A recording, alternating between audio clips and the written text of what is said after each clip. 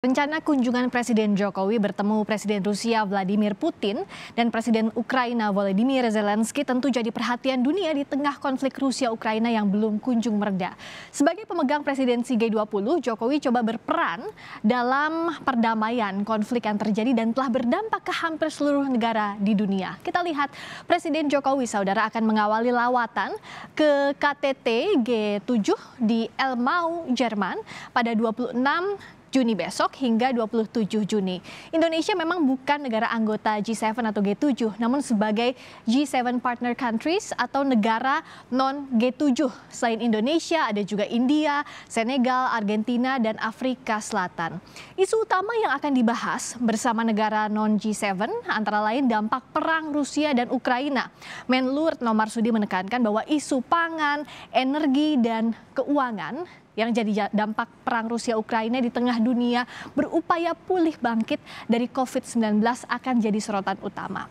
Saudara, di tengah perang ini, pengamanan dan juga jaminan keamanan Kepala Negara Joko Widodo jadi nomor satu dengan pasukan pengamanan Presiden di ring 1 Jokowi. Personel Pas Pampres yang bakal dikirim buat mengawal Jokowi ke Rusia dan Ukraina ada 39 orang.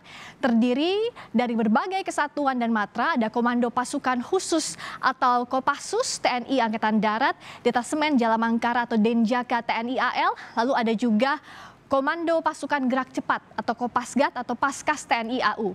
Dan demi keamanan Presiden, agenda detail Jokowi pun tidak akan dibuka ke publik dan masih akan cair hingga saatnya berkunjung ke Ukraina dan Rusia. Nanti masing-masing ada 10 tim matan atau penyelamatan, 19 main group atau yang bersama Presiden, dan 10 advance yang atau duluan berada di lokasi.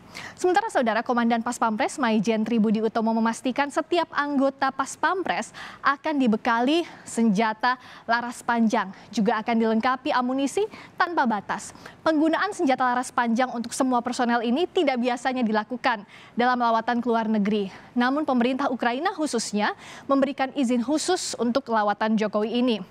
Pas Pampres menyebut, saudara, situasi di ibu kota Ukraina, Kiev, masih relatif aman meskipun serangan masih terjadi di wilayah Donetsk yang berjarak 380 km dari Kiev. Jokowi dan Pas Pampres juga akan mengenakan helm dan rompi.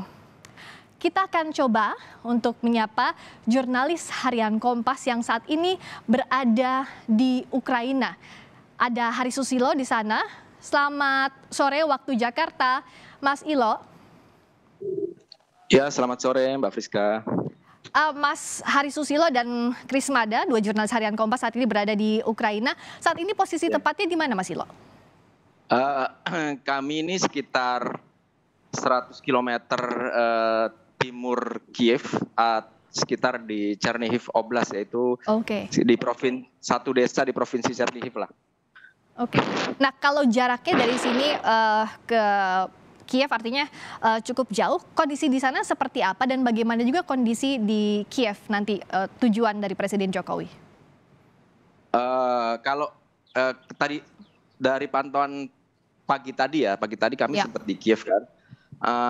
Di Kiev sendiri kondisi masih seperti biasa ya, maksudnya kondisi cukup ramai di Kiev, cukup aman, meskipun di perbatasan tetap banyak checkpoint dan tetap ada pembatasan jam malam yang dimulai pukul jam 11 malam sampai pukul 5 pagi. Perlakuan pengamanan khususnya adakah jelang kedatangan tamu negara Presiden Jokowi di sana? Kalau dari pantauan tadi pagi sih belum terlihat ya Mbak ya. Kalau misalnya, karena memang di Kiev sendiri sih selain Presiden Jokowi sebelumnya sering juga kedatangan tamu-tamu negara lain dan biasanya menjelang kedatangan baru tampak kelihatan ada pengamanan ya, atau ada konvoi semacam itu. Mas Ilo, kita sepakat bahwa jalur pasti tidak akan dibuka ke publik sampai akhirnya nanti Presiden Jokowi datang. Tapi sebenarnya daerah-daerah mana saja yang siaga disiapkan selama kunjungan nanti?